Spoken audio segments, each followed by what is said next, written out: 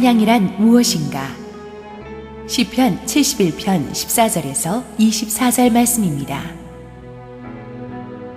나는 항상 소망을 품고 주를 더욱더욱 찬송하리이다. 내가 측량할 수 없는 주의 공의와 구원을 내 입으로 종일 전하리이다. 내가 주 여호와의 능하신 행적을 가지고 오겠사오며 주의 공의만 전하겠나이다. 하나님이여, 나를 어려서부터 교훈하셨으므로 내가 지금까지 주의 기이한 일들을 전하였나이다. 하나님이여, 내가 늙어 백발이 될 때에도 나를 버리지 마시며 내가 주의 힘을 후대에 전하고 주의 능력을 장래의 모든 사람에게 전하기까지 나를 버리지 마소서. 하나님이여, 주의 공의가 또한 지극히 높으시니이다. 하나님이여, 주께서 큰 일을 행하셨사오니 누가 주와 같으리이까? 우리에게 여러 가지 심한 고난을 보이신 주께서 우리를 다시 살리시며 땅 깊은 곳에서 다시 이끌어 올리시리이다. 나를 더욱 창대하게 하시고 돌이키사 나를 위로하소서. 나의 하나님이여, 내가 또 비파로 주를 찬양하며 주의 성실을 찬양하리이다. 이스라엘의 거룩하신 주여, 내가 수금으로 주를 찬양하리이다. 내가 주를 찬양할 때에 나의 입술이 기뻐 외치며 주께서 속량하신 내 영혼이 즐거워하리이다. 나의 혀도 종일토록 주의 공의를 작은 소리로 읊조리오리니 나를 모해하려 하던 자들이 수치와 무한을 당함이니이다. 함께 한번 기도하고 하나님 말씀 듣겠습니다. 사랑하는 아버지, 은혜를 감사합니다. 이 아침에 나의 주님을 찬양하기를 원합니다. 내게 만족 주신 주님, 그 누구도 내게 만족 주지 못했었는데 내게 만족과 위로를 주신 주님을 찬양하기를 원합니다. 예수님의 이름으로 기도했습니다. 아멘. 교회 다니지 않는 사람들도 이제 CCM이라는 말에 익숙할 것입니다. Christian Contemporary Music, 기독교 현대 음악이라는 말의 약자죠. 이 CCM은 이제 우리나라 보통 음원 차트에서도 팝이나 클래식이나 재즈, 힙합 등과 함께 당당한 한 장르로 자리매김하고 있습니다. 그런데 저는 이것을 기뻐해야 될지 안타까워해야 될지 모르겠습니다. 이 CCM 음악이 유명해진 것은 좋은데 그러다 보니까 이 찬양이 세상적인 요소들로 많이 변질되는 경향이 많이 느껴지기 때문입니다. 우리가 교회 조금만 다니면 찬양하자는 말을 자주 씁니다. 그러나 과연 진짜 찬양의 본질을 알고 있는 것인지에 대해서는 의구심이 들 때가 많이 있습니다. 찬양은 하나님의 자녀들에게 주는 가장 위대한 특권 중에 하나입니다. 하나님이 가장 기뻐하시는 것 중에 하나입니다. 그리고 사탄이 가장 두려워하는 것 중에 하나입니다. 그러므로 찬양의 성경적인 본질에 대해서, 그 핵심에 대해서 정확하게 이해하는 것은 너무나 중요합니다. 오늘 기독교 에센스 마지막 시리즈는 찬양을 주제로 다루게 될 것입니다. 찬양은 첫째로 하나님을 칭찬해 드리는 것입니다. 벌써 10년도 지났지만 우리는 아직도 2002년 한일 월드컵 때 열정을 기억합니다. 온 나라가 한 달 동안 축구 얘기뿐이었습니다. 다들 객관적인 전력으로는 말도 안 되는 일이라고 했습니다. 우리나라가 그 유럽의 강호들을 차례로 꺾으면서 올라가는 것이 홈그라운드 2점을 너무 많이 활용했다, 심판의 판정이 어긋났다, 한국 선수들의 도끼가 너무 세다, 어쨌든 계속 이겼다는 게 중요한 거죠. 그래서 우리가 한 달 동안 내내 TV 옆에서 광화문 광장에서 나와가지고 그냥 목이 쉬도록 우리 선수들의 플레이 하나하나를 보면서 아슬아슬한 골을 넣을 때마다 박수를 치면서 일어나면서 환호성을 보냈죠. 찬양이 그렇게 하는 거예요. 구체적으로 온 열정을 다해서 하나님은 항상 최고의 플레이를 하시기 때문에 그분을 아낌없이 칭찬해 드리는 것이 찬양이다라는 것입니다. 교회에서 할렐루야라는 말을 자주 쓰는데 이 말은 히브리어로 너희 모든 사람들아 하나님을 찬양하라고 쓰는 예배자의 선포입니다. 특히 그 말에 어근이 되는 할랄이라는 말은 큰 소리로 자랑한다, 칭찬한다는 뜻입니다. 우리가 보통 둘러보면 우리는 우리의 학교 성적을 어렸을 땐 자랑했고, 외모를 자랑했고, 돈을 자랑했고, 재주를 자랑했고, 인맥을 자랑했습니다. 그러나 그 모든 것들은 언젠가 안개처럼, 거품처럼 사라질 수 있는 것들입니다. 진짜 영원히 변치 않도록 자랑하고 칭찬할 수 있는 분은 우리 주님뿐이십니다. 그분은 우리의 최고의 찬사와 칭찬을 받기에 합당하신 그런 분인 것입니다. 사실은 루시퍼도 한때는 천국의 찬양을 총지휘하는 성가대 지휘자였습니다. 그러나 그는 이 천국 찬양이 너무 우렁차다 보니까 그 찬양을 자기가 받으려고 했습니다. 하나님이 아닌 자기 자신을 높이려고 했습니다. 그러다가 심판을 받고 천국에서 쫓겨났죠. 그 후로도 이 루시퍼는 자꾸만 인간을 꼬드겨서 자꾸 인간으로 하여금 스스로를 높이게 합니다. 잡벅 신드롬의 원조는 루시퍼입니다. 공주병의 원조는 다 루시퍼입니다. 사람들이 자기를 자꾸 높이게끔 합니다. 근데 자기를 높이면 순식간에는 기분이 좋은데 조금만 있으면 허무해져요. 불안해집니다. 하나님을 믿고 난 뒤에도 우리는 하나님을 이용해서 자기 자신을 성공시키고 자기를 높이려고 합니다. 찬양은 이런 잘못된 태도를 버리고 우리가 있어야 될 자리로 돌아오는 것입니다. 찬양은 자기를 높이는 것이 아니라 하나님을 높이는 것이며, 자기를 칭찬하는 것이 아니라 하나님을 칭찬하게 됩니다. 사실 따지고 보면 우리 자신을 칭찬할 게 뭐게 많겠습니까? 그러나 하나님을 칭찬할 일은 너무나 많습니다. 자, 그런데 우리는 왜 2002년 한일 월드컵 때 열정의 반의 반도 하나님을 찬양할 때 내지 못할까요? 저는 여러분이 예배 전에 찬양 드릴 때 성도들을 쫙 보는 것이 취미입니다. 근데 어떤 성도님들은 정말 하나님을 칭찬하며 찬양하며 박수치는 사람이 있는가 하면 그 바로 옆에 서가지고 어떤 사람은 이러고 있습니다. 너무나 안타깝습니다. 미라가 쳐도 그거보다는 힘차게 칠 것 같은데, 왜냐하면 이분이 지금 마음이 없어요. 하나님을 칭찬하고픈 마음이 없는 거예요. 이건 앞에서 찬양 인도자가 아무리 크게 합시다 그런다고 되는 것이 아닙니다. 찬양은 하나님을 칭찬하는 것인데 이 칭찬은 구체적이어야 합니다. 추상적이어서는 안 됩니다. 내가 찬양합니다, 찬양합니다, 할렐루야, 할렐루야 그런다고 하나님이 찬양 받으시는 게 아니라는 거예요. 어떤 엄마가 아들을 데리고 가고 있는데 여러분이 갑자기 뛰어가가지고 그 엄마한테 찬양합니다, 찬양합니다, 칭찬합니다 그러면은 그 엄마는 거의 사이코 보듯이 여러분을 볼 거예요. 그런데 여러분이 가셔가지고, 사실은 제가 이 아이 선생님입니다. 근데 지난주에 학교에서 팀별 프로젝트를 했는데 이 아이가 자기 것만 잘 끝낸 것이 아니라 잘 못하는 친구들을 얼마나 잘 도와주든지 어머님 정말 훌륭한 아드님 두셨습니다. 제가 찬양합니다, 칭찬합니다라는 말 한마디도 안 했지만 이 엄마는 그 말을 듣는 순간 하늘을 날고 싶었을 것입니다. 그게 찬양이에요. 구체적이고 아주 핵심을 찌르는 거죠. 여기서 뭐가 다를까요? 첫째는 내가 그 아이의 선생님이라고 그랬잖아요. 관계가 있어요. 찬양을 하려면요 서로 깊이 아는 관계가 있어야 돼요. 예수의 보혈로 거듭난 하나님의 자녀가 될 때 우리는 하나님과의 관계가 생기죠. 이 나를 모르는 사람이 나를 찬양할 때 난 이상합니다. 그러나 예수의 보혈을 통해서 구원받은 하나님의 자녀가 하나님을 찬양할 때는 제일 기분이 좋습니다. 그래서 하나님의 자녀가 된 뒤에 우리는 깊이 말씀과 기도를 통해 하나님을 더 깊이 알아가야 되는 거예요. 우리는 하나님을 아는 것만큼 그분을 찬양할 수가 있기 때문입니다. 구체적으로 깊이 있게 찬양할 수 있는 사람은 하나님과의 교제를 통해서 하나님을 아는 지식이 풍성한 거예요. 시편 22편 25절 읽겠습니다. 시작.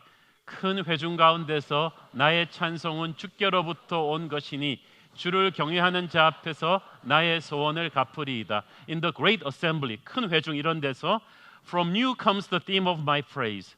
당신으로부터 내 찬양의 테마가 옵니다. 그러니까 이 큰 회중이 같이 찬양하는데 날마다 주님과의 교제를 통해서 삶을 통해서 하나님을 체험한 사람은 찬양의 테마가 오는 거예요. 감동을 느끼는 거예요.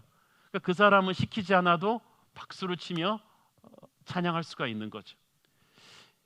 찬양은 우리의 간증에 옷을 입힌 것입니다. 음악이라는 옷을 입힌 거예요. 기독교 찬양에서는 항상 그래서 가사가 먼저 있고 나서 음정과 박자가 있었습니다. 초대교회 때는 시편 전체가 찬송가였습니다. 시편을 가지고 거기 모인 사람들이 어떨 때는 카타콤에서 아카펠라로 부르는 거예요. 그냥 그러면은 같은 시편 23편을 찬양으로 불러도 음정과 박자는 항상 때에 따라 달라지죠. 상관없어요. 중요한 것은 그 가사를 통해 전달되는 간증이에요. 하나님을 통해서 인생이 변한 개인의 경험이 있어야 되는 거예요. 이것만 있다면 한국에서는 같은 가사를 가지고 타령으로 부르고 아프리카에서는 북을 치면서 흑인 레게 음악으로 불러도 이게 상관이 없는 거죠. 중요한 것은 이 내 가슴 속에 체험한 하나님이 있어야 돼요. 그걸 터뜨리는 게 찬양이거든요. 그래서 찬양에 있어서 음악적인 탁월함은 있으면 좋지만 영적인 깊이에다가 뿌리를 두고 세워져야 되는 것입니다. 깊은 영성이 없이 음악적인 탁월함만 추구한다는 것은 기초공사를 하지 않고 건물을 높이 올리겠다는 것과 마찬가지입니다. 올라갈수록 불안합니다.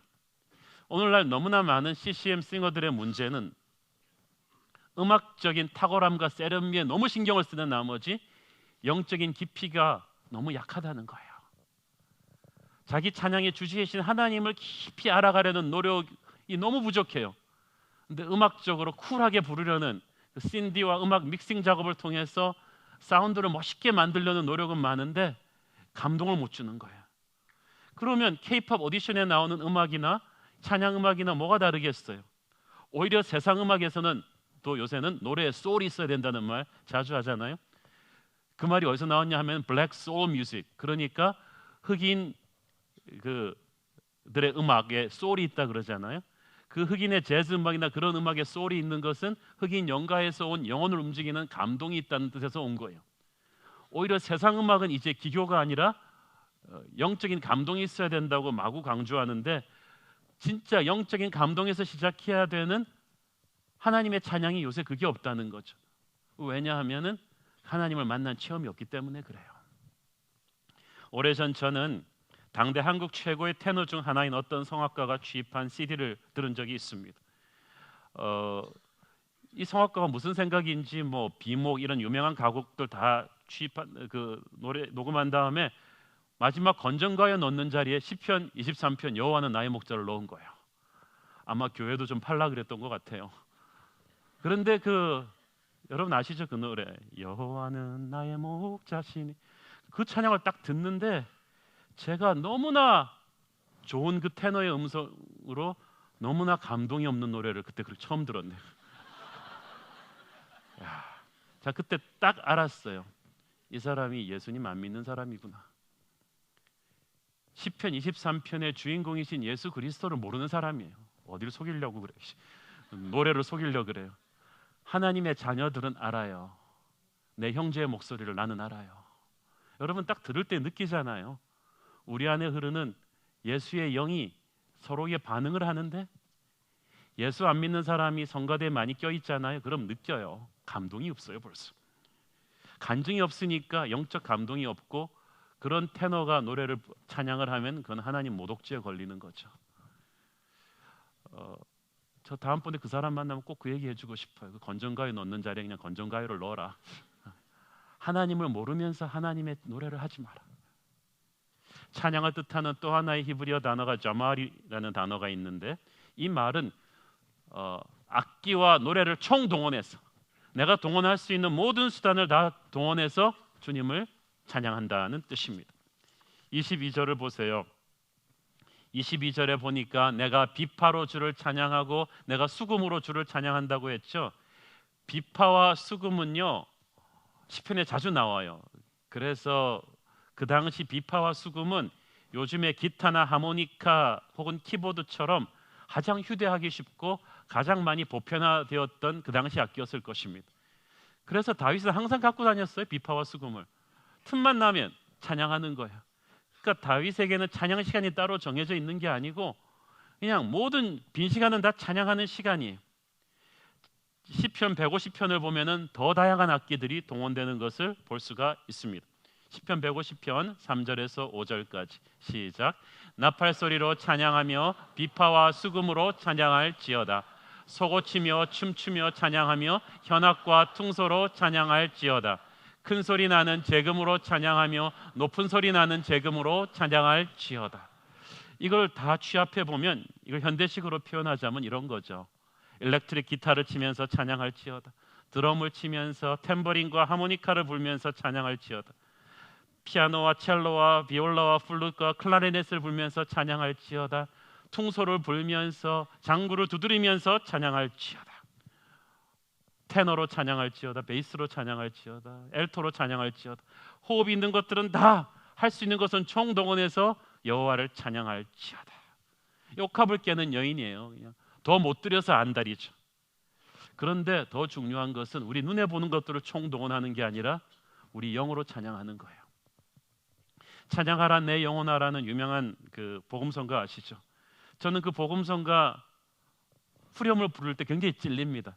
내 속에 있는 것들아 다 찬양하라. 내 속에 있는 것들이 다 찬양할 만한 것들이 아니에요. 여러분 속에 형제를 향한 미움이 있는데, 형제를 때려주고 싶은 폭력이 있는데, 그 욕심이 있는데, 음란이 있는데, 그것들이 다 여호와를 찬양할 만한 것들이냐는 거죠. 중요한 건 그거죠. 우리가 립 서비스 하면 안 된다는 것입니다. 우리가 보통 성가대 찬양할 때 음정이나 박자가 조금 틀리면요, 옛날에 음악 쪽으로 한가닥 하신 성도님들은 벌써 표정이 좋지 않습니다. 성가대들끼리도 조금 요즘 보니까 좀 경쟁 심리가 있는 것 같아요. 야, 지난주에 1부가 그 부분에서 약간 플래시였어. 음을 못 잡네. 음을 못 잡아. 그 다음 주에는 2부가 하고 나면 2부가 소리는 컸지만 박자가 안 맞아요. 여기서 박자가 틀렸어. 그걸 못 맞추네. 그러면 하는 거예요. 제가 로마 한인교회와 밀라노 한인교회 가서 제가 다 설교해 본 적이 있거든요. 제가 단언컨대 전 세계 한국교회, 교포교회 포함해서 최고의 성가대는 로마랑 밀라노 한인교회입니다. 그 성가대 대단합니다. 성가대 전부가 성악가들도 후보 선수야. 오디션이 얼마나 센지. 그러니까 목사님은 앉아서 성가대 자랑밖에 안 해요. 교회는 성가대를 위해서 존재하는 교회. 그런데 그 성가대에서 특히 예민한 문제는 매주 헌금송을 솔로가 하는데, 그 헌금송을 돌아가면서 한 명씩 하는데 이게 그 주에 스캔들이 되는 거야. 김 집사 요새 소리 갔네. 안 되겠어. 한국 가서 교수 자리 못 따겠는데. 이런 헌금송이 너무 중요한 거예요. 그런데 이들이 평가 기준은 이게 플래시냐 아니냐, 이게 소리가 좋으냐 안 좋으냐 그거예요. 아무도 찬양 부르는 김 집사의 하나님과의 깊은 관계에 대해서 말하는 사람은 아무도 없어요. 거기를 통해서 느껴지는 하나님의 영광을 말하는 사람은 없어요. 성령의 감동을 말하는 사람은 없어요. 가끔씩 노력하다가도 음정이 안 좋을 수 있죠. 박자도 틀릴 수 있죠. 그러나 하나님이 중요하게 생각하는 건 우리의 영혼의 상태죠.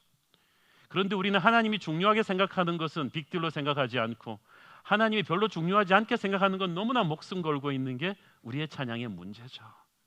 우리의 마음을 열어서 성령의 불이 우리 성가대의 마음을 사로잡게 하십시오. 성령의 불이 들어와서 내 속에 있는 모든 것들이 주님을 찬양하기에 합당하도록 내 안에 있는 폭력을 부수시고, 음란을 정결하게 하시고, 욕심을 부수시고, 내 속에 있는 모든 것들이 주님을 찬양하기에 합당하도록 주님 내게 들어와 주시옵소서. 성령의 불을 받기를 원합니다. 나의 마음이 성령의 생수로 씻어지기를 원합니다. 그것이 찬양을 준비하는 자의 마음가짐입니다. 그래서 주님을 찬양하며 예배한다는 것은 두렵고 떨리는 특권인 것입니다. 여러분은 목소리로 찬양하기 전에 영으로 찬양해야 되는 거예요. 그래서 우리 성가대들이 그렇게 기도 많이 하는 거예요. 기도 많이 하고 있죠. 하나님을 그렇게 기도와 말씀을 통해서 더 깊이 체험하게 될 때, 그래서 성령께서 내 안에 들어와서 내 안에 있는 더러운 것들을 해부하시고 씻어 나가게 될 때 우리는 하나님의 영광을 볼 수 있는 눈을 갖게 돼요. 그때부터 찬양거리가 생기는 거예요. 우리가 하나님이 큰 일을 행하지 않으셔서 찬양 못하는 게 아니라 하나님이 하시는 일들을 우리가 지금 못 보고 있기 때문에 찬양 못하는 거예요. 그러나 영성이 깊어지면 그걸 보기 시작해요. 전에는 그냥 우연이라고 당연시 여기고 갔던 것들이 이제 하나님의 역사라는 걸 보기 시작해요.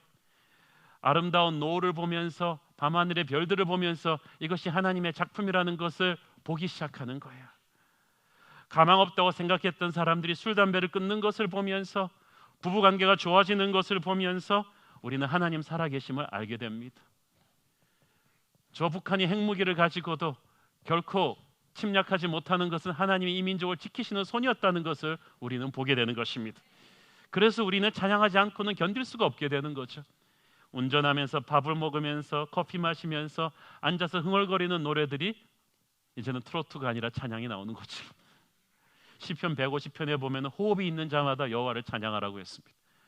호흡이 있어서 숨을 쉬는 그것만으로도 우리는 하나님을 찬양할 만합니다. 저는 소아암을 앓고 있는 어린 환자들의 병동에 가본 적이 있습니다. 단 몇 달을 더 살기 위해서 이 어린 환자들이 몸부림을 치는 것을 보면서 우리는 살아있다는 것이 얼마나 소중한 선물인가를 깨닫게 되죠. 우리는 항상 찬양을 해야 되는데 이 찬양은 평생 계속해서 업데이트 돼야 됩니다. 업그레이드 돼야 됩니다. 17절 18절 함께 읽겠습니다. 시작. 하나님이여 내가 어려서부터 교훈하셨으므로 내가 지금까지 주의 기이한 일들을 전하였나이다. 하나님이여 내가 늙어 백발이 될 때에도 나를 버리지 마시며 내가 주의 힘을 후대에 전하고 주의 능력을 장래의 모든 사람에게 전하기까지 나를 버리지 마소서. 시편 기자가 어렸을 때부터 성가대 가지고 늙어 백발이 될 때까지 하게 해달라고 주님께 기도하는 거예요. 잘 들으세요. 늙어서 백발이 될 때까지 끊임없이 찬양하면서 가게 해달라는 거예요. 몇 년 전에 제가 잘 아는 유명한 30대 후반의 한 찬양 인도자가 저한테 그러는 거예요. 목사님, 이제 CCM교회 젊은 찬양 인도자들 너무 많이 나와서 저는 이제 은퇴할 때가 된 것 같아요. 자, 그래서 앨범을 줬습니다. 은퇴? 이 나이에 은퇴? 빌리 그레함 목사님과 함께 평생을 따라다녔던 조지 샤 선생님은 50년이 넘게 찬양 인도를 하면서 은퇴하지 않았어요. 그런데 그분의 찬양은 굵은 베이스로 가는 그 찬양은 빌리 그레함의 설교 전에 청중들의 마음을 벌써 열어놓는 엄청난 파워가 있습니다. 샤의 찬양은 40대 때 30대보다 좋았고 50대 때 40대보다 좋았어요. 음량은 줄어들었지만은 감동은 훨씬 더 파워풀한 거예요. 저는 여러분의 찬양이 그렇게 되기를 바랍니다. 찬양자가 여기 은퇴가 어디 있습니까? 사실 우리가 찬양하면서 세대 파괴를 이루는 거예요. 사실 우리나라에서 말이죠, 20대부터 60대까지 저렇게 섞여서 찬양하는 노래하는 그룹이 성가대밖에 어디 있겠어요? 전국 노래자랑? 아니에요. 요새 20대가 누가 어른들이랑 같이 껴서 노래합니까? 어떤 어른들이 20대들이랑 막 섞여서 합니까? 할 수 있는 것은 유일하게 교회입니다. 왜냐하면 예수라는 공통분모가 있기 때문이죠. 주님 앞에서 우리가 다 어린애이기 때문이죠. 20대의 패션 있는 찬양도 좋지만 수십 년이 넘게 하나님을 경험한 어른들의 그 뜨겁고 성숙화된 그 영성의 같이 어우러지는 찬양이 더 파워풀하기 때문이죠. 하나님께서는 우리의 삶에서 날이 갈수록 새로운 일을 행하십니다. 다윗은 소년 때부터 찬양했지만 늙어서도 끊임없이 새 노래로 주를 찬양하기를 원했습니다. 다윗이 말하는 새 노래는 신곡 발표가 아닙니다. 똑같은 노래인데 다른 영어로 부르는 거예요. You sing the same song with a different spirit. 왜냐하면 다윗은 살면서 날마다 간증이 늘었어요. 살아가면서 하나님의 은혜를 더욱더욱 체험했어요. 그러니까 인생이 변했고 인생이 변하니까 같은 노래를 다르게 부르는 거예요. 전에는 밋밋하게 부르던 찬송가가 여러분이 은혜 받고 나면 완전히 다르게 다가옵니다.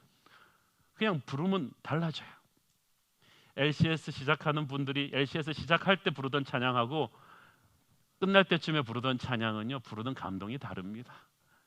제가 30년 전에 고등학교 때 기타를 배우면서 처음 배운 노래가 작은 불꽃 하나가예요. 30년 전에 고등학생이었으면 지금 몇 살이냐라고 머리를 막 여러분이 외모를 봐서 저를 너무 젊게 보시지만 제가 그랬습니다. 그래서 이렇게 작은 불꽃 하나가 큰 불을 일으켜 그 당시 불렀는데 제가 며칠 전에 그 노래를 또 기타를 쳐보면서 부르는데 너무나 큰 은혜가 오는 거예요. 왜냐하면 그 가사가 그렇게 좋은 줄 몰랐어요. 날마다 뜨는 달이 이렇게 좋은 줄은 예전에는 미처 몰랐어요. 그처럼 가사를 부르는데 작은 불꽃 하나가 큰 불을 일으키서 곧 주위 사람들이 그 불에 몸녹이듯이 이 찬양을 부르는데 진짜 그런 거예요. 고등학교 때부터 주님께 헌신해서 이때까지 달려오면서 저는 작은 불꽃이었는데 얼마나 많은 사람들이 부족한 저를 통해서 예수를 믿고 변화된 인생을 살게 되었는가. 큰 불이 정말 일어났구나. 하나님 저를 사용해 주셔서 감사합니다. 이 찬양을 부르는데 제가 고등학교 때 같은 노래를 부르던 것과는 또 차원이 다른 감동이 쫙 오는 거죠. 이렇게 살다가 우리가 천국 가서는 더 큰 간증이 있겠죠. 이후에 천국 올라가 더 좋은 노래로 날 구원하신 예수를 늘 찬송하겠네.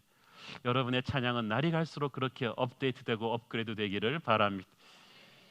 능력의 찬양은 고난의 용광로 속에서 빚어지는 것입니다. 시편 20절, 우리 71장 20절 읽겠습니다. 시작. 우리에게 여러 가지 심한 고난을 보이신 주께서 우리를 다시 살리시며 땅 깊은 곳에서 다시 이끌어 올리시리이다. 찬양은 우리의 간증에 음악을 옷 입힌 것이라고 했습니다. 그런데 그 간증은 대부분이 눈물로 얼룩져 있습니다.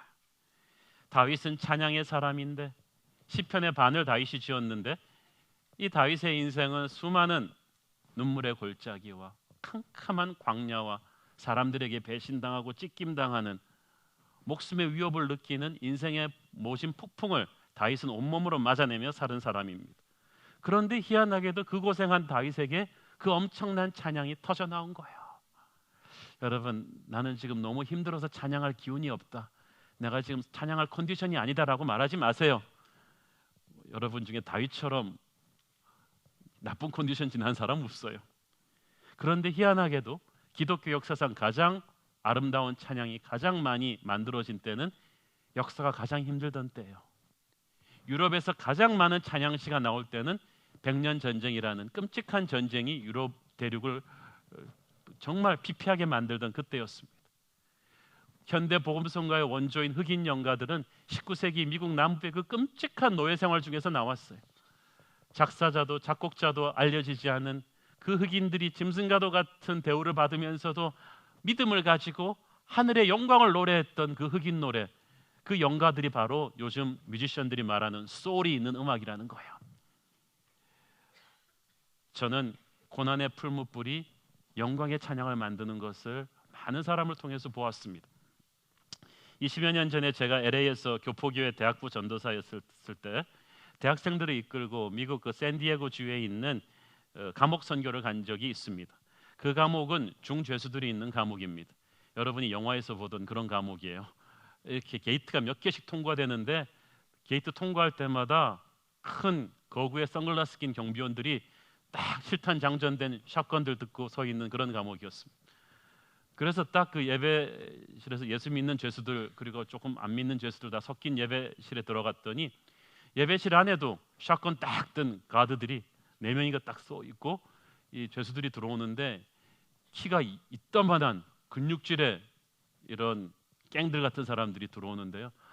문신이 무서운 문신들이 확 새겨져 있고 전부 다 흑인 멕시칸 얼굴이 성한 사람에서 다 면도칼로 긁히고 뭐 이런 분들이 한 100명 가득한 거예요. 그래서 우리는 예배 찬양하면서 살아서 이곳을 나갈 수 있기를 기도하면서 이렇게 막 이렇게 찬양을 했는데 찬양 마지막 끝나고 이제 제가 설교하러 올라가는데 어떤 흑인 죄수 손을 딱 드는 거예요. 그래서 뭐냐고 그랬더니 리퀘스트가 있다는 거예요. 그래서 뭐냐 그랬더니 Amazing Grace를 나 같은 죄인 살리시는 찬양을 한번 했으면 좋겠다. 그랬더니 전부 다 예스 예스 그러면서 막 박수를 치는 거예요. 뭐 제가 거기서 어떻게 그걸 저항했겠어요. 그래서 그러자고. 그래갖고 그때는 OHP를 쓰던 때니까 우리가 Amazing Grace 그 나 같은 죄인 살리신 가사를 찾아서 딱 올려놨는데 이제 우리는 영어 가사 1절부터 4절까지 우리 찬양팀은 같이 보면서 부르는데 갑자기 그 아저씨들이 다 일어나는 거 있죠. 딱 다 우두둑 일어나더니 손을 딱 잡는 거예요. 그리고 처음부터 끝까지 Amazing Grace를 외워서 불러요. 나 같은 죄인 살리시. 그 사람들 건전가요인가 봐요. 맨날 부르나 봐요. 어떻게 다 외웠겠어요. 그런데 그 Amazing Grace 나 같은 죄인 살리신 그 영어 가사가 참 좋거든요.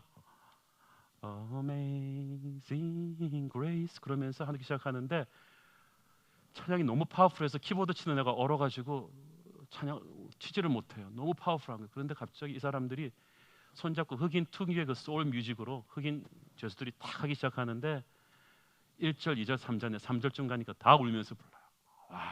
그런데 하나님의 영광이 얼마나 그 방에 가득한지 기타 치던 애들도 이러고 있고 키보드 치던 애들도 이러고 있고 우리가 그 찬양에 압도당한 거야. 그때 저는 깨달았죠. Amazing Grace가 이렇게 파워풀한 찬양이었구나. 이 사람들은 진짜 이 찬양의 가사를 알고 있구나. 자기가 정말 하나님의 감당치 못한 은혜를 받은 죄인인 걸 알고 있구나. 저는 그날 하나님의 찬양이 얼마나 영광스러운 것인가. 인생이 가장 극단적인 고난 속에서 체험하는 하나님은 바로 그런 곳이구나라는 것을 그때 깨달았습니다.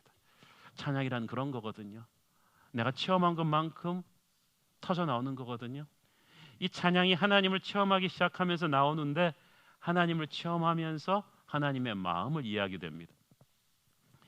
이 C.S. 루이스는 말하기를 Praise is knowing and understanding the Father heart of God. 찬양이란 하늘 아버지의 마음을 알고 이해하는 것이다. 하늘 아버지의 마음을 알고 이해하는 것이 바로 찬양이다. 저는 너무나 멋있는 찬양의 정의라고 생각합니다. 우리가 하나님 광야 속에서 하나님과 깊이 체험하게 되면, 하나님을 깊이 교제하게 되면 그분의 마음을 알게 됩니다. 그러면서 하나님의 마음과 내 마음이 일치가 되면서 이심전심이 되죠. 하나님의 마음은 어떤 것입니까? 그것은 잃어버린 탕자를 집으로 데려오기를 기다리는 마음입니다. 그 탕자가 돌아올 때 가슴이 너무 기쁜 그 아버지의 마음입니다. 그러므로 찬양은 선교의 영인 거예요. 전도의 영인 거예요. 그래서 제가 아는 찬양 인도자들이 많이 선교사로 가더라고요. 찬양은 하나님을 깊이 체험하면서 하나님의 마음을 완전히 이해하게 될 때 파워풀한 찬양이 나오는데 그 마음의 정점에 잃어버린 영혼을 품는 아버지의 마음이 느껴지는 거예요. 아버지, 당신의 마음이 있는 곳에 나의 마음이 있기를 원해요. 깊은 찬양과 교제 속으로 들어가서 그 아버지의 마음을 딱 느끼는 자는 선교사가 됩니다. 전도자가 됩니다. 그 마음의 열정을 품게 되는 거예요. 아버지의 마음을 느끼고 아버지의 임재를 체험한 사람은 아버지께 손을 들고 항복합니다. 찬양은 겸손히 하나님께 항복하는 행위인 것입니다. 16절을 보면 16절 마지막 부분에 내가 주의 공의만 전하겠나이다 이렇게 돼 있죠. 자기 인생에 다른 걸 다 정리했다는 거예요. 주의 공의만 전하겠나이다. 영성은 집중적이거든요. 일본 사람들이 예수 믿는다 그럴 때는 두고 봐야 돼요. 왜냐하면 100만 개 넘는 우상 중에 하나로 예수님을 갖다 놓는 걸 수도 있기 때문에. 그러나 우리도 예수 믿을 때 너무나 많이 그렇게 믿지 않아요? 예수님 말고도 너무 우리가 바라보고 있는 게 많아요. 우리의 직장, 우리의 가족, 우리의 주식, 우리의 재산, 우리의 취미 생활들이 너무나 많이 우리의 시간과 재능을 잡아먹고 있거든요. 시간과 재능을 잡아먹고 있으면 그게 우상이에요. 영성은 흐트러지면 질수록 어지러워지고 시험 들어요. 영성은 집중하는 거예요. 가지치기 하는 거예요. 찬양이란 하나님에게 집중하는 것입니다. 가지치기하고 집중하는 거예요. 초점을 맞추는 거예요. 우리가 어렸을 때 돋보기로 종이 태울 때 태양열을 딱 집중을 시켜야 되잖아요. 영적인 파워도 마찬가지입니다. 그래서 찬양은 하나님께 집중하는 것이고 내 안에 있는 다른 우상들을 태우는 거예요. 우선순위를 재조정하는 거예요. 왜 찬양할 때 많은 성도들이 손을 들고 합니까? 팔이 쫓는 것입니까? 손을 드는 찬양을 야다 찬양이라고 하는데 이 야다 찬양이라는 말은 항복하는 거예요. 완전히 패배했을 때 두 손 딱 드는 거죠. 그리고 항복하면서 나를 굴복시킨 새 주인을 높이는 것입니다. 그래서 우리는 이렇게 손들기도 하고 이렇게 손들기도 합니다. 이렇게 손드는 것은 하나님께 항복하는 것이고 이제 여기 이렇게 손드는 것은 항복한 그분에게 기쁜 마음으로 그분을 새 주인으로 높여드리는 것입니다. 그래서 여러분이 이렇게 드느냐 이렇게 드느냐에 따라서 여러분의 요즘 상태를 제가 이제 짐작을 할 텐데 주님 저를 다스려 주십시오. 제가 제 자신을 다스리려고 했을 때 모두가 실망뿐이었습니다. 저는 돈을 믿었고 제 인맥을 믿었지만 아무도 나를 도와주지 않았습니다. 이제 항복합니다. 주님이 저를 다스려 주십시오. 근데 너무 기쁘게 항복하는 거예요. 야단은 신나게 손드는 거거든요. 하나님 앞에서 항복하면서 내 인생의 다른 우상들을 버리면서 하나님에게 집중하겠다는 그 선포예요.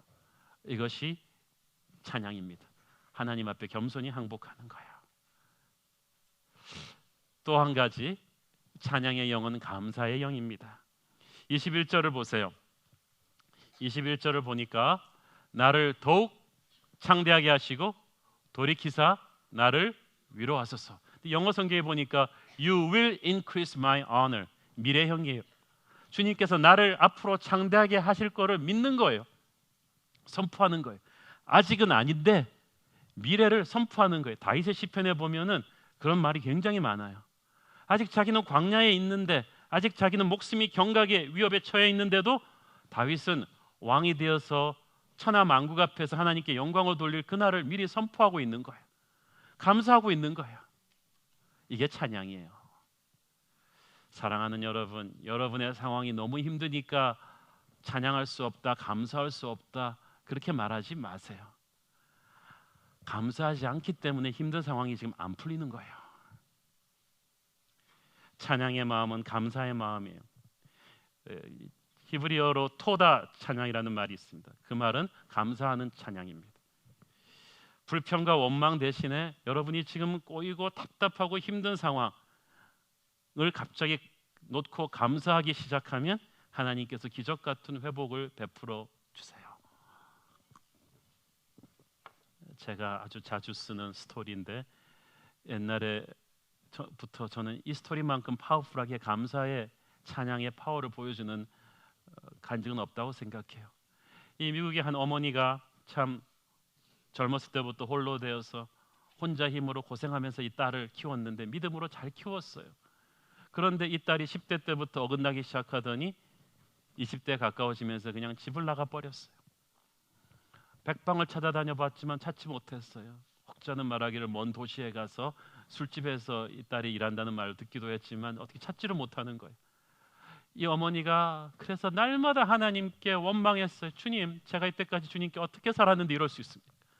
제가 이 딸 하나 보고 살았는데 이 딸이 이렇게 말을 듣지 않고 집을 나가버렸으니 주님, 저한테 어떻게 이럴 수 있습니까? 날마다 이 딸을 위해서 기도하는데 기도하는 시간이 하나님한테 원망하는 시간이에요. 한 1년쯤 지났는데 다시 원망 기도를 시작하려고 딱 폼을 잡았는데 하나님의 성령이 이 어머니를 딱 아는 거예요. 이제 불평과 원망은 그만할 때도 되지 않았니? 너는 한 번도 네 딸을 인해서 내게 감사해 본 적이 없구나. 그래서 속으로 막 올라왔어. 하나님 또 감사할 게 있어야 감사를 하지. 이렇게까지 올라왔는데 갑자기 목이 확 막히더니 힘이 착 풀어지는 거죠. 그러면서 이 성령님이 이 자매에게 찬양을 시키는 거야. 내 영혼의 기읒히 깊은 데서 맑은 가락이 올라나네. 평화 평화로다. 감사하라는 그 찬양들이 쫙 나오는데 처음에는 마지못해서 끌려가다가 나중에는 그 가사의 내용들이 자기 영혼 속으로 들어오기 시작하는 거야. 그래서 처음으로 그 딸아이를 주님에게 올려드리면서 감사하고 찬양하기 시작하는데 한참 지나고 나니까 너무나 막 깊은 평안이 쫙 오는 거야. 그리고 딸아이가 집을 나간 지 처음으로 그날 밤에 잠을 잤어요. 이 엄마가. 하나님이 이 상황을 이제 지배하시겠구나. 감사 찬양 드리고 잠들었는데 정확히 3일 뒤에 딸이 돌아왔어요. 딸이 초췌한 모습으로 돌아와서 엄마를 안으면서 제가 하나님과 엄마에게 죄를 지었어요. 엄마 날 용서해 주세요 라고 울기 시작했습니다. 엄마가 이 딸아이를 씻기고 다시 밥을 먹이고 하면서 끌어안고 울다가 너 어떻게 집에 돌아오게 됐냐고 물어봤습니다. 이 딸아이가 확 성미를 못 이겨서 1년 전에 집을 나간 뒤에 자존심 때문에 들어오진 못하고 도시로 갔는데 돈이 떨어졌잖아요. 근데 이제 춤을 잘 추니까 그 성인 나이트클럽에서 그 얇은 속옷을 입고 이렇게 막 춤추는 일을 하게 된 거예요. 무의가 된 거죠. 그러면서 하루하루 보내다가 1년이 지났어요. 그런데 어느 날 자기가 또 스테이지에서 이렇게 춤을 추고 있는데 입구에 아주 말끔한 책을 들고 책가방 들고 이렇게 깔끔하게 세타 입은 청년이 서 있는 거죠. 자기가 거기서 술 취한 남자들을 수없이 많이 봤기 때문에 절대 이런 데 안 들어올 타입의 남자가 어떤 건지는 딱 보면 안 되고 근데 바로 그 청년이에요. 완전히 엄친아같이 생겨가지고 거기 딱 서 있는 거예요. 근데 그 청년이 가만히 이 수많은 무의들 중에 자기만 보는 거예요. 근데 음악이 잦아들 무렵에 이 청년이 뚜벅뚜벅 걸어와서 스테이지 앞으로 나오더니 자기 보고 좀 숙이라 그러더래. 자기도 착 숙여봤더니 청년이 두 번을 싹싹 보더니 귓속말로 Jesus loves you, 예수님이 당신을 사랑해요. And you don't belong here. 당신은 여기 있어서는 안 될 사람이에요. 그 말을 하자마자 획 돌아서도 막 밖으로 도망치는 거예요. 이 자매가 너무나 충격을 받았어요. 이때까지 자기가 거기서 춤출 때 가만히 다가온 남자들이 그런 말 한 사람 아무도 없었거든요. 그런데 이 엄친아가 들어와가지고 갑자기 예수님이 당신을 사랑한다. 너는 여기 있어서 안 될 사람이다 하는데, 엄마가 어렸을 때 자기를 키우면서 불렀던 찬송가가 생각이 난 거예요. Jesus loves me, this I know. 예수 사랑하심, 그 말이 탁 나면서 그 어머니가 부르던 찬송이 기억이 나고 어머니가 기억이 나고 막 그러는데, 갑자기 왜 이 청년이 들어와서 알지도 못하는 사람이 자기한테 이 말을 했을까 생각이 나는 거예요.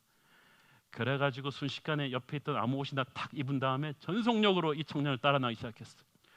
얼마나 빨리 뛰었던지 술집 입구를 나가기 전에 그 청년이 잡혔어. 이 여자한테. 그 친구도 참 부실해, 그죠? 남자가 말이죠. 그래갖고 잡혔어요.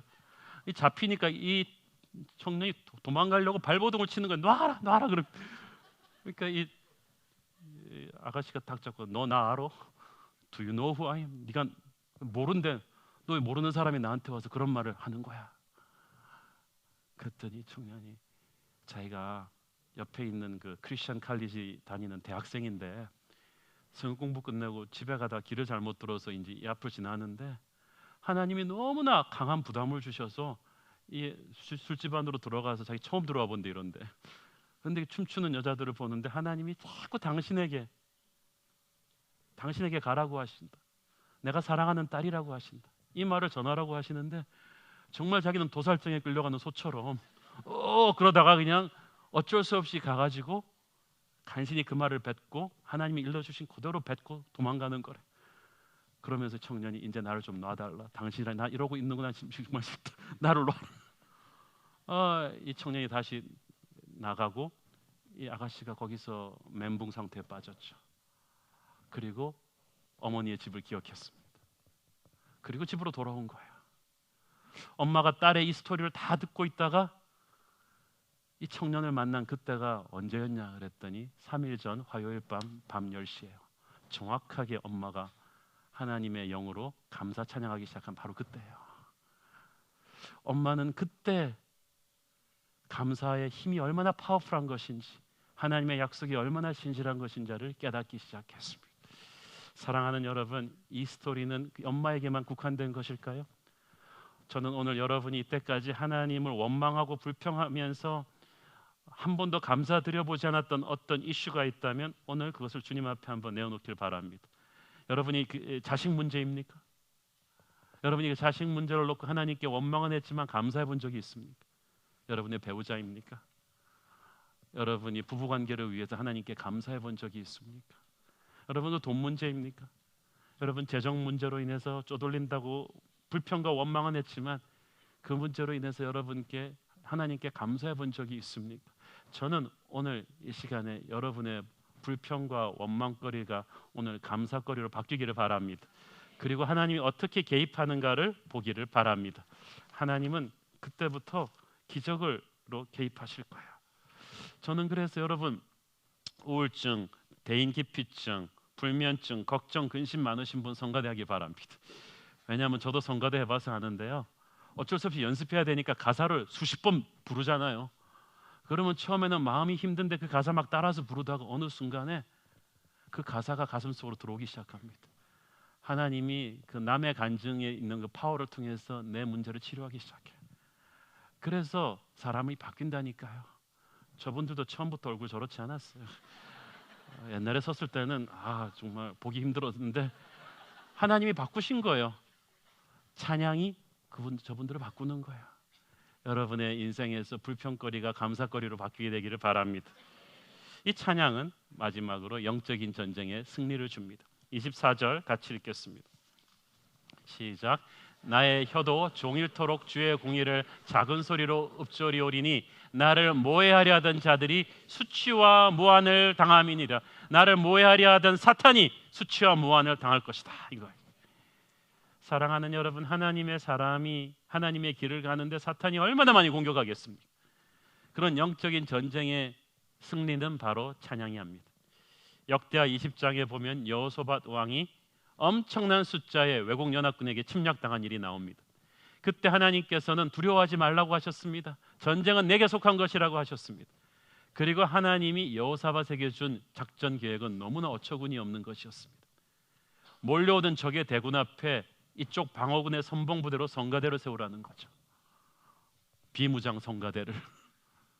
그런데 하나님 명령대로 이 성가대가 찬양하면서 나가니까 적군이 붕괴되기 시작했어요.